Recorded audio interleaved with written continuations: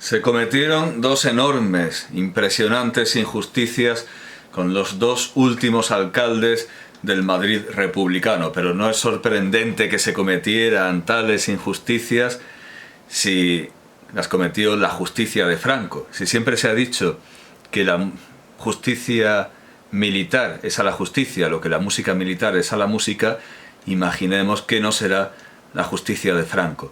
Estos dos últimos alcaldes de Madrid fueron el último, el verdaderamente último, ya que último es un superlativo, como recordaba Nebrija. El último fue, claro, no hay más último y menos último. El último fue Melchor Rodríguez García, el ángel anarquista que tantas vidas salvó. Y el penúltimo fue don Julián Besteiro, que quizá no salvó tantas vidas como las que se le reconocen a Melchor Rodríguez García y que hizo que en su juicio intervinieran tan destacadas personalidades del futuro régimen sin que esto ablandara ni apiadara a esa justicia de Franco, al igual que tantísimos nombres relevantes, importantes, aristocráticos, de todos los puntos, de todos los grados de la escala social, de todos los estratos, apoyaban la bonomía, la decencia personal, profesional de Julián Besteiro. Tampoco esto sirvió de nada, Y como digo, Besteiro a lo mejor no salvó tantas vidas, pero las salvó. Aquí tengo de Andrés Trapiello Las armas y las letras, literatura y guerra civil, 1936-1939. Y menciona muy poco a Besteiro, a pesar de que esto trata de intelectuales, y digo yo que Besteiro lo era, y de escritores, y digo yo que Besteiro lo era, aunque quizá, claro, de un género que no es el habitualmente popularizado en las cátedras. Bueno, pues dice Trapiello, que se denunciase a Ortega como mentor del falangismo, ese famoso homenaje y reproche a Ortega y Gasset, diciendo José Antonio Primo de Rivera que Ortega y Gasset diría es esto frente a ese, no es esto, con el que se desvinculó de la República que él había traído. Que se denunciase a Ortega como mentor del falangismo era una invitación para que alguien se tomase la justicia por su mano. En agosto de 1936, Julián Besteiro puso al corriente a Ortega, al parecer, de que había gentes que iban a asesinarle, así, tal cual, directamente. Y Ortega, providencialmente, consiguió huir vía Valencia, llegar a Marsella y de aquí pasar, después de un mes y medio en Grenoble, a París. Al poco fue destituido de su cátedra de Madrid. Franco no era el único que destituía, obviamente, catedráticos. Con todo, corrió mejor suerte que el republicano Melquíades Álvarez, a quien sí asesinaron por esos días en Madrid. Meses después, ya a salvo en París de cualquier represalia, denunció Ortega que aquella firma le había sido arrancada por los comunes. Bueno, sí, que había firmado con presión. Bueno, pues eso, que Julián Besteiro también salvó vidas y vidas célebres, vidas que entrarían en cualquier volumen de vidas paralelas si existiera un Plutarco en nuestros días. Todo el mundo estaba de acuerdo en que Besteiro era un gran hombre. Ya hemos leído antes ese fragmento de las memorias del Marqués de las Marismas del Guadalquivir, que ahora me parece que no tengo aquí, pero bueno, remito a mi presentación del Marqués de las Marismas del Guadalquivir, Luis Escobar Kirkpatrick, que lo ponía como ejemplo dechado de la cortesía, de la claridad, de la caballerosidad. Todo el mundo coincidía en esto, incluso el fiscal en su proceso, que había sido, desde luego no podría decirse lo de la carta a Charlie Chaplin de Luis Escobar, que era un profesor sin discípulos. Su fiscal había sido discípulo suyo, había sido alumno suyo. Y bueno, a pesar de que aquí vemos en el interrogatorio que lo está sometiendo a una presión poco cortés, voy a leer de esta biografía que, si no es la más precisa, al menos, desde luego, es la más voluminosa, creo yo. Julián Besteiro, Nadar contracorriente, en la editorial Algaba, obra de Patricio de Blas Zabaleta y Eva de Blas Martín Meras, con prólogo de Julián de Zulueta. Bueno, pues en esta biografía del año... parece que abulta mucho, pero es que la letra es más bien gorda y el papel es grueso. Es del año 2002, de la editorial, como ya digo, Algaba. Bueno, pues después de un momento bastante descortés en el que el presidente del tribunal tiene que rogar al fiscal que no insista, vemos resumidas las líneas principales de la acusación que insisten en la probidad, en la excelencia, en la bonomía, de Julián Besteiro. Esto es estilo indirecto. Terminada la fase de prueba, era el turno del fiscal. A las 11:20 comenzaba su alegato. Y esto es cita del proceso. Vais a juzgar a un hombre de concepciones honestas, de sentimientos honrados en su vida particular, en su régimen privado. Pero es que no solamente vais a juzgar a don Julián Besteiro Fernández, es decir, era un hombre honesto, que concitaba las máximas simpatías de todo el público y, por supuesto, de su discípulo. Y por eso pedía la pena de muerte para él. Y ahora se explicará. Todas esas virtudes la Fiscalía las convierte en elementos de peligrosidad. Sino que vais a juzgar toda su actuación pública como hombre público que es, y como síntesis, la más elevada y perfecta de toda esa decadencia política que ha tenido su base en un intelectualismo trasnochado del siglo pasado, lleno de errores y tinieblas. Y sigue ponderando su honradez, su elegancia británica, dice el fiscal, que destruye su clasicismo madrileño. Todo esto, los historiadores que compendian este texto, todo esto para el fiscal, dicen los historiadores, que trabajan en su contra, porque lo habían convertido en un propagandista más eficaz del mito revolucionario. Y esto es del fiscal, moderándolo, elegantizándolo, haciéndolo más asequible a las clases cultas del país. Es decir, que como es culto, educado, simpático, claro, elegante, erudito, es el peor de todos, porque es el que hace tolerable la barbarie marxista. Es un elogio que es todo lo contrario del ateísmo, está elogiándolo para condenarlo. Aquel hombre había puesto sus cualidades, esto ya es de los historiadores, resumiendo, había puesto sus cualidades al servicio de una causa antiespañola, la que arrancaba de la Reforma protestante, seguía con el enciclopedia, siempre las mismas historias para definir la anti-España. Arranca de la Reforma protestante, sigue con el enciclopedismo filosófico y termina con la Revolución proletaria. Se había convertido en un director de masas que, y esto lo dice el fiscal, su discípulo, nos ha resultado funestísimo. Y ha dado, también lo dice el fiscal, una aureola de ciencia a lo que no era más que representativo de las más bajas pasiones. Bueno, así que es asombroso, todo el mundo coincide en que es un hombre elegante, educado, simpático, incluso para condenarlo a muerte, y precisamente por eso. Y luego habla Besteiro, esto es una versión muy resumida, habla Besteiro. Sobre el alegato del fiscal, dicen los historiadores, le agradece que reconozca la honradez en su vida privada. Aquí se dice, y lo dice un periodista, el corresponsal de la agencia Havas, que mientras duró el alegato del fiscal, Besteiro escucha a su alumno con interés. La cabeza inclinada, abanicándose con el pañuelo, reprime mal algunas sonrisas furtivas. Es decir, mientras el fiscal estaba diciendo todo esto, que precisamente porque era elegante, porque era erudito, había que matarlo, él sonreía. Supongo que en el estado lamentable y trágico en el que se hallaba, entendía la paradoja y el absurdo de pedir que precisamente porque era un gran hombre, era una gran persona, era una excelente persona, por eso había que condenarlo a muerte. Al concluir hay un receso de 20 minutos que Besteiro aprovecha para fumar un cigarrillo con su defensor en un pequeño despacho al lado de la sala. Bueno, pues habla Besteiro y agradece al fiscal reconocerle la honradez en su vida privada, pero eso a él no le basta. Dice Besteiro: yo estoy seguro de haberlo sido también en mi vida pública. Resumen los historiadores, no ha pertenecido nunca a ninguna asociación secreta y no acepta las motivaciones que atribuye el fiscal a su decisión de quedarse durante la guerra en Madrid, y menos la ofensa de considerar criminales a sus electores.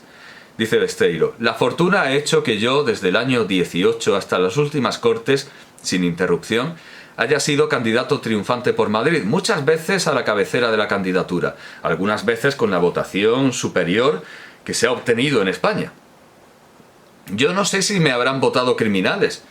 Seguramente me han votado muchas personas decentes. Omiten aquí un fragmento para el proceso, para los datos del proceso tenemos el apéndice documental en las obras completas, que ahora veremos.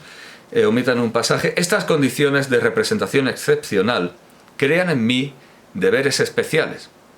Es como la cita del tío del Hombre Araña. Y yo, claro, como precedente, desde luego, hay que buscarlo en Besteiro. El Hombre Araña seguramente es un poco socialdemócrata. Y yo, que interpreto la acción del profesor como una acción educativa y también la acción del político, tengo que velar con verdadero cuidado porque mis acciones no sean deprimentes del carácter, sino que sirvan para elevar esos espíritus. Y por eso yo me analizo, yo me critico. Si puede ser, como en este caso, yo me apruebo y sostengo firmemente mis posiciones. ¿Y para qué más? Es decir, estaba haciendo un Sócrates, estaba haciendo lo mismo que Sócrates en su juicio y poco más, y le queda pedir un premio y un puesto vitalicio en el Pritaneo. Es lo que está haciendo. Un Sócrates. No le salió bien, desde luego. También porque es que también le preocupaba precisar algunas afirmaciones del defensor. Dice sobre lo que ha dicho el defensor: es que mi posición política dentro del Partido Socialista no data solamente de los momentos previos a la proclamación de la República, sino que ahora se está definiendo como un socialista ejemplar en un juicio ante la justicia franquista. Sino que casi desde mi ingreso en él se ha ido dibujando cada vez más claramente, y se dibujó con motivo de la huelga del 17. Aquella huelga era inevitable, está defendiendo su actitud y su participación en la huelga del 17. Claro, es una estrategia muy honesta, muy socrática, pero quizá un poco incorrecta, a pesar de que había, por supuesto, hombres poderosos que estaban a su favor, pero no le valió a la justicia de Franco. Bueno, esta biografía está muy bien, pero tiene detalles divertidísimos, como lo de que en el penal de Cartagena, donde se lo pasaron muy bien los socialistas, estaban bien tratados, todo lo contrario de las últimas prisiones de Besteiro, pues estaba con funcionario de prisiones Joaquín Machado, hermano de los Machado, o sea, de Antonio y de Manuel. O sea, la tercera España, ¿no? La cuarta España estaba de funcionario de prisiones, era también krausista, había estudiado con la institución de libre enseñanza y estuvieron encantados, se lo pasaron muy bien en el penal de Cartagena. En las últimas prisiones ya no, desde luego, ahí lo destinaron con curas vascos. Esta foto se hizo bastante famosa en el extranjero porque, claro, mostraba a un anciano, mostraba que Franco estaba maltratando y torturando a un profesor anciano, que además era el único que había tenido el valor de quedarse para entregar el sable, como el general Escobar, en tanto que todo el gobierno huyó y él pensó que podría quedarse y que Franco tenía la honorabilidad militar de aceptar la rendición, de tomar el sable del general Escobar, y él pensaba, desde luego tenía la idea de que aquello podría ser como el general Primo de Rivera y que incluso la UGT podría sobrevivir, y bueno, nada de esto. Franco no tenía nada que ver con don Miguel Primo de Rivera. Bueno, pues eso, un profesor anciano y unos sacerdotes vascos desprovistos de su sotana. Claro, todo esto es una imagen pésima. El propio Serrano Suñer, el cuñadísimo, acabó reconociendo que esto era una torpeza, esto era un error. Además, todos los intelectuales de España, y especialmente sus discípulos lo lamentaron profundamente. Luis Escobar, Julián Marías, esto fue una auténtica barbaridad. Además se estaba castigando a quien menos culpa tenía, porque si fuera por él no habría habido guerra. A quien menos, y además salvó vidas, la vida de Ortega y Gasset, a quien más culpa tenía se estaba cargando con las penas que no pudieron recibir quienes escaparon con el oro de Moscú, con el barco del rey, con el oro del Banco de España, quiero decir, todo esto fue un desatino, fue un auténtico despropósito. Pero bueno, como digo, esto es más bien una biografía personal. sirve para saber de qué color llevaba la corbata tal o cual día Besteiro, pero no dice mucho sobre su filosofía. Entonces esto es muy voluminoso, pero verdaderamente sobre la filosofía dice muy poco o nada. Para eso hay que ir a las obras completas, es imprescindible. Pero no quiero dejar de apuntar algunas cosas a propósito de las fotografías. Bueno, viene su partida de bautismo, viene Besteiro niño, eso es importante, Besteiro niño con un caballo de juguete. En fin, esto me parece importante, la infancia de Besteiro.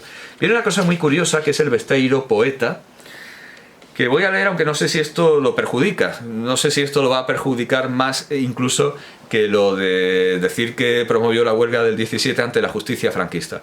Él mismo dice, Dios no me llama, él mismo le dijo a su amigo Villalba, Dios no me llama por este camino. Pero aún así, como curiosidad, voy a leer un poco de Sacrificio, que es esta obra poética con un dibujo de Varela, para que el público conozca una faceta completamente ignorada. Vamos, yo creo que Besteiro es un personaje bastante oculto, a pesar de que su efigie se ve a diario en la prensa parlamentaria.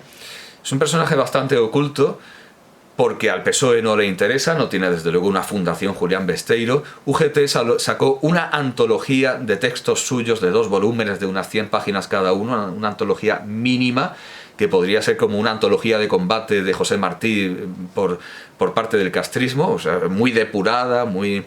o sea, nada que ver con esto del Centro de Estudios Constitucionales. Bueno, como curiosidad, la poesía.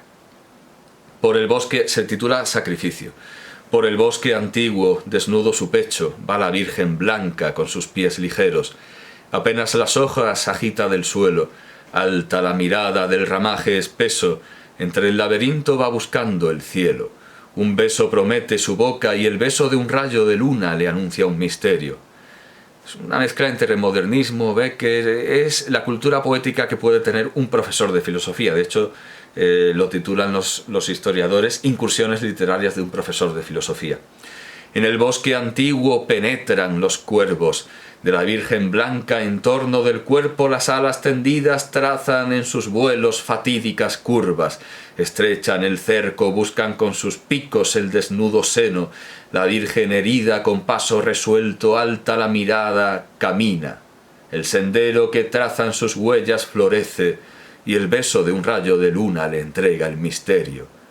En el bosque antiguo la Virgen ha muerto, la flor de su boca, los amantes besos, tenues mariposas que en un casto lecho guardaban sus labios, de sus ojos llenos de luz y promesas, sin forma, sin verbo, la ardiente plegaria del amor el fuego, la vida naciente que ardía en secreto en sus palpitantes entrañas, sirvieron de pasto a bandadas hambrientas de cuervos, batiendo las alas, hundiendo en los miembros aún vivos sus garras, los pájaros negros pasaron la noche graznando y comiendo.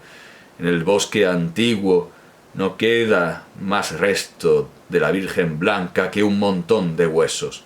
Al llegar el alba, las aves huyeron, sorteando los troncos en un solo vuelo cruzaron el valle, sedientas bebieron la luz de la aurora, después se escondieron en las frescas hojas de un frutal de un huerto, y allí reposaron, y allí satisfechos de amores brutales, graznaron un cuento, y un himno de muerte cantaron los cuervos. Muy, muy beckeriano. Lo que pasa es que la Virgen, en el dibujo de Varela, tiene una actitud un poco indecorosa, es decir, no se ajusta a lo que nos ha contado Besteiro, parece que esté disfrutando, parece que se lo tome a cachondeo. Bueno, ¿qué más tenemos? Sí, lo del penal de Cartagena, una foto con Pablo Iglesias, porque Besteiro fue el sucesor de Pablo Iglesias, ni más ni menos. Y ya digo, no hay una fundación Besteiro ni nada parecido. Quienes lo homenajean siempre son instituciones ajenas al PSOE, como el Congreso de los Diputados o el Centro de Estudios Constitucionales. Pero no hay que olvidar esto, Besteiro fue el sucesor de Pablo Iglesias. Más fotos de Besteiro en general. En Carmona tenía hasta un ordenanza, todo lo contrario que en la última prisión, porque allí los sacerdotes vascos lo ayudaban con los trabajos, pero al final los fueron liberando y él tenía que limpiar las letrinas, algo vergonzoso y algo desde luego completamente improcedente para un anciano profesor, y parece ser que pilló una infección con este tráfico inmundo y acabó muriendo en la cárcel antes de que se soñara siquiera con hacerle llegar el indulto. Bueno, para dejar ya el libro quiero mostrar una foto importantísima. Como digo, el PSOE no se acuerda de Besteiro, ni poco ni mucho. Se acuerda de Largo Caballero, de quien Besteiro fue enemigo, porque Largo Caballero era procomunista y Besteiro era un feroz anticomunista, casi un liberal, era un socialdemócrata. Y era enemigo de Largo Caballero y por supuesto de Luis Araquistáin, aunque Luis Araquistáin, después de la que liaron los comunistas, claro, era procomunista en la idea sacada de lo que había visto en Alemania, que en Alemania no había fuerza para contener a la vez a los comunistas y a los fascistas. Entonces él era procomunista por ser antifascista, porque creía que era el único remedio, pero no lo era. En España no lo fue, desde luego.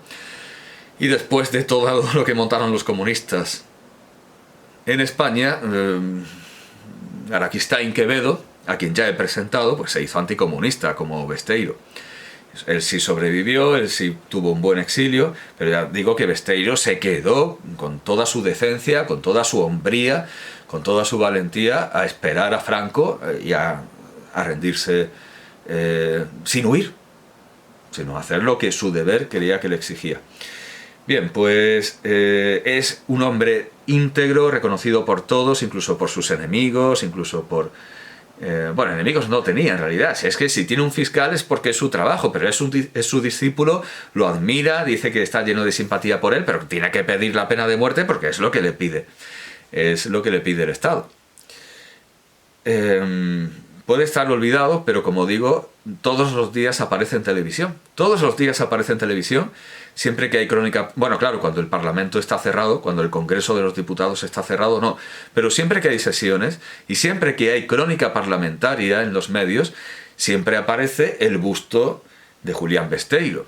Este busto de 1932, Julián Besteiro posa para Gabriel Borràs, este busto de Gabriel Borràs, que esculpe el busto que los diputados ofrecieron al presidente del Congreso, no el Partido Socialista, sino los diputados le ofrecieron este memorial, este busto. Es como los monumentos por suscripción popular, que son los que más valen. Esto es una iniciativa de los diputados, en general, del Congreso.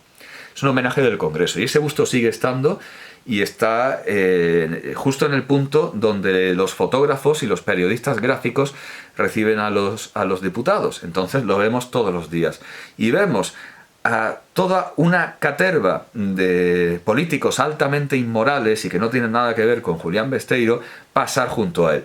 Y es la única satisfacción que nos da la crónica parlamentaria, ver a este modelo, a este prohombre, a este prócer, a este verdadero modelo político y humano al lado de los políticos que no son, desde luego, no son lo que deberían ser, pero quizá algún día, al igual que Calavia se hizo un muñeco de barro que había pisado Drona para aprender a tirar con el arco, a lo mejor la proximidad del muñeco, de la figura, del ninot, si se quiere, de Julián Besteiro, con todos los respetos para la gran obra, la magnífica obra, con un enorme parecido y un enorme aire lírico que le dio Gabriel Borràs. Esperemos que esta efigie transmita algún conocimiento o algún sentimiento moral a los políticos que diariamente pasan junto a él. Ojalá así fuera. Bueno, como digo, esta biografía está plena de datos y es muy rica sobre la vida, particularidades, lecturas, ciertamente, influencias artísticas, filosóficas de Besteiro, pero para irse a sus ideas y a su doctrina filosófica, por supuesto que es inevitable, irremediable, imprescindible acudir a los 3 volúmenes de las obras completas de Julián Besteiro que editó el Centro de Estudios Constitucionales. Bien, el Centro de Estudios Constitucionales. El primer volumen... Bien, el primer volumen... Bueno, es una colección dirigida por José Luis Avellán, Pensamiento Español Contemporáneo. Es una edición preparada con la colaboración de Norberto Álvarez y José Luis Colomer Martín Calero. Es del año 1983. 1983. Y la edición y presentación, si está hecha en colaboración con Norberto Álvarez y José Luis Colomer, es obra, la edición de conjunto, la edición final, de Emilio Lamo de Espinosa, quien escribe también una biografía, un comentario general de las obras, bueno, unos agradecimientos, y aquí viene el índice. La primera está dividido por etapas, por supuesto, y la primera es la nueva filosofía krausopositivista. Bien, pues naturalmente esta va a ser la etapa más oscura y menos valiosa de la filosofía de Besteiro, que se va aclarando y va mejorando conforme avanza el tiempo y desde luego se va alejando naturalmente del krausismo. Bueno, pues aquí se contiene el libro La psicofísica, exposición sumaria de los principios fundamentales de la psicofísica, y los artículos Carácter y Educación, Notas psicológicas del sentimiento. Todos estos son artículos. Psicología y pedagogía es ante todo un maestro, y ve su actividad como político, como diputado, como alcalde, como un magisterio. Él ante todo es maestro, y eso es algo que sus discípulos, ya hemos visto, han sabido apreciar. La psicología experimental, el estudio de la sociología en la segunda enseñanza, prólogo a Bravo Carbonell, el toledano Rojas. La segunda parte, la etapa neocantiana de transición. Claro, esto es una cosa muchísimo más seria. Esto va de 1910 a 1912, es algo mucho más breve que la krausopositivista, que va de 1895 a 1910. Y aquí tenemos artículos: La voz de los muertos, Imperialismo y revolución, Gabriel Maura y los bereberes. Todo esto, claro, al final esta oposición a la guerra es lo que lo lleva al penal de Cartagena. Penetración pacífica y acción militar, la nueva era en Inglaterra, la nueva era 2 en Marruecos y en España. Luego, textos filosóficos de la etapa de transición, porque estos eran artículos. Prólogo a Kant, prolegómenos a toda metafísica del porvenir. Libro, Los juicios sintéticos a priori desde el punto de vista lógico, es decir, claramente aquí es un kantiano. Artículo, El voluntarismo y el intelectualismo en la filosofía contemporánea. Tercera parte, la incorporación al socialismo español, la huelga general política de 1917, de la que se seguía sintiendo orgulloso en su proceso por rebelión, por rebelión ante la justicia franquista, la huelga general política de 1917 y la extinción comunista, 1912-1923, que bueno, todo esto acaba con el apoyo por parte de Besteiro a la dictadura de Primo de Rivera, porque considera que el proletariado puede sacar tajada de esa dictadura y que la democracia es un problema de la burguesía y que el proletariado tiene que aprovecharse de un sistema que ofrece posibilidades como el de Miguel Primo de Rivera. Bueno, aquí hay una serie de conferencias y artículos: Luis Blanc y su tiempo, el socialismo y la escuela, siempre la escuela es su prioridad, el Congreso Socialista Español y la Sacra Familia, la Juventud Socialista, Farmacia, Medicina y Socialismo, Don Francisco y el socialismo, Juan Jaurés, Jean Jaurès y los socialistas alemanes, los apaches de Madrid, Diario de un rezagado, Cosas veredes, bolchevismo, el problema de la vivienda y la acción municipal en el cincuentenario del arte de imprimir, absoluta incongruencia, la literatura oficial y la realidad, sin interior satisfacción. Y luego viene su primera etapa de colaborador en El Imparcial, y publica estos artículos: ante las responsabilidades, las prerrogativas del Parlamento, las donosas consecuencias de los exégetas del Partido Conservador, la organización obrera y la cultura, el pleito de las responsabilidades y el bloque liberal, significado y... bueno, me he perdido. Significado y eficacia de una bandera. Bueno, ya se preocupa por el fascismo. El 12 de abril publica Democracia y dictadura, el fascio, la traza y la facha.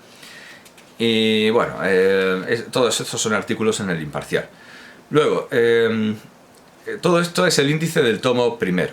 En el tomo segundo, que está el índice ya recogido en el primero, lo que tenemos es la etapa de la dictadura en la que él participa y la maduración del socialismo reformista, 1923-1930. Tenemos como algo